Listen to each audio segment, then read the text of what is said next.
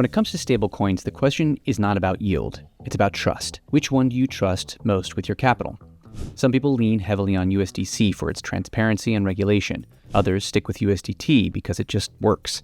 It's incredibly liquid, it's global, and it's been proven under pressure. In this video today, we're putting USDC and USDT head-to-head, their strengths, their risks, and what they mean for your portfolio. We'll look at where they came from, what backs them, how they've handled crises, and what new regulation, like Tether's upcoming USAT launch, means for the future. I'm the Stable Lad, and on this channel we build wealth the boring way. Stable, data-driven strategies that protect capital and generate income in DeFi.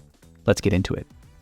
If we're talking about origins and infrastructure, let's start with USDC, which is issued by Circle, a US publicly traded company built for compliance from day one. USDT, on the other hand, comes from Tether Limited, a company that's based in the British Virgin Islands. It's older, larger, and far more global. I like to think of it this way. USDC was built for regulation and institutions. USDT was built for access and scale. Both aim for $1, but they live in very different neighborhoods, one in Manhattan and one offshore. Now let's discuss reserves, transparency, and trust, because what really matters is not the logo or the brand, but the backing. USDC's reserves are almost entirely US cash and short-term treasuries. Circle publishes monthly attestations and operates under strict US financial oversight. For investors who care about verifiable data, that matters. USDT has a much more colorful history. For years, Tether avoided disclosing its reserves, until pressure from the New York Attorney General forced regular reporting. Back then, reserves included corporate bonds, loans, and other, quote, mystery, unquote, assets. Since 2023, though, Tether's balance sheet has cleaned up dramatically. Now mostly treasuries with far less risk. Still, the difference is clear. USDC was built at the beginning for transparency and predictability. USDT was built for speed and flexibility. Both are built to survive, but USDC integrated into the system while USDT basically outran it. How have they handled stress? Because you really see a stablecoin's character when things start to break. During the Silicon Valley Bank collapse, Circle had about $3 billion stuck at the bank. USDC briefly fell to 88 cents, not because reserves vanished, but because no one actually knew what was going to happen. Regulators quickly stepped in and deposits were restored, and USDC went right back to $1.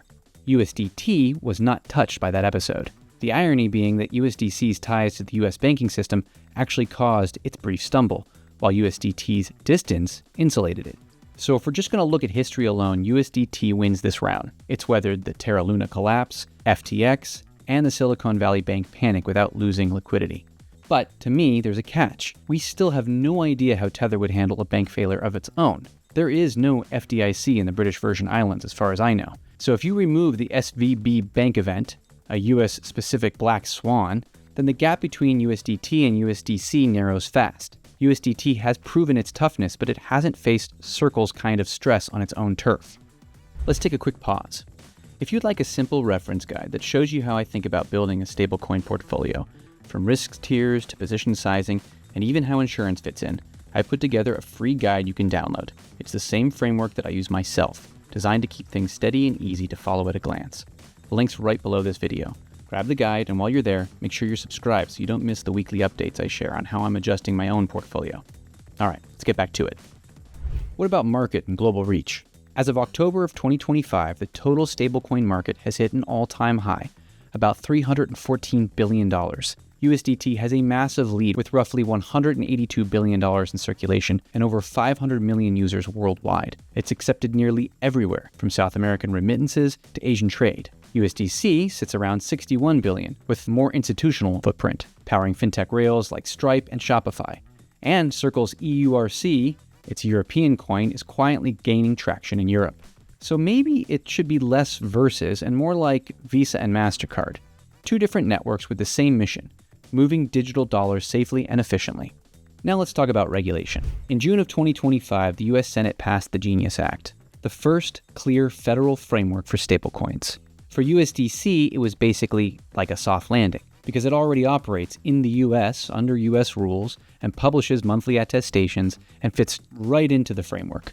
USDT, meanwhile, is pivoting. Tether recently announced USAT, which is meant to be a US-compliant stablecoin built to meet Genius Act standards, instead of complying with USDT itself. What it tells me is that even the world's largest offshore issuer now sees that regulatory clarity is not optional. And for long-term investors, that's good news all around. It just means that stablecoins are maturing. But if USDT doesn't fully adapt, which it doesn't seem like it is, then its paths may diverge. It could stay dominant globally, but lose ground in the United States' regulated markets. In that race for settlement infrastructure status, USDC has a head start. USAT is brand new, and by extension, USDT. And of course, that means it's playing catch-up. Who knows? Maybe USAT becomes a massive hit in the United States, maybe not. But until we see proof, I'll stick with the simple truth. Regulatory alignment equals staying power in the United States, and USDC wins that round. So what's the verdict? Who's the winner? Which stablecoin is actually safer, USDC or USDT? Well, it sort of depends on what you value. For transparency and regulation, USDC wins, hands down. It's clean, compliant, and trusted by US institutions. For liquidity and global accessibility, USDT is the clear winner. It's everywhere, and it is battle-tested. On resilience, for me, it's more like a draw. USDC recovered from a US bank collapse. USDT survived crypto's worst storms. Different stress tests, but both still standing. So my take, I really like them both, but I trust USDC more. Despite all the FUD, I don't think USDT is going anywhere. It's simply too ingrained globally. But, as we know, too big to fail has never meant can't fail. So in general, I tend to overweight USDC in my portfolio. It fits my half-Kelly sizing and disciplined diversification and preference for verifiable data. If USDT ever grows larger than USDC in my portfolio, I actually rebalance. The truth is, though, I don't see them as rivals anymore. USDC and USDT have become mainstays in stablecoins. They're like Visa and MasterCard of DeFi, competing and collaborating to power a dollar-based digital economy that now moves more volume than PayPal. Stablecoins are no longer the sideshow. They are the whole story. I'm the Stable Lad. Stay smart, stay steady, and I'll see you next time. I'm the Stable Lad.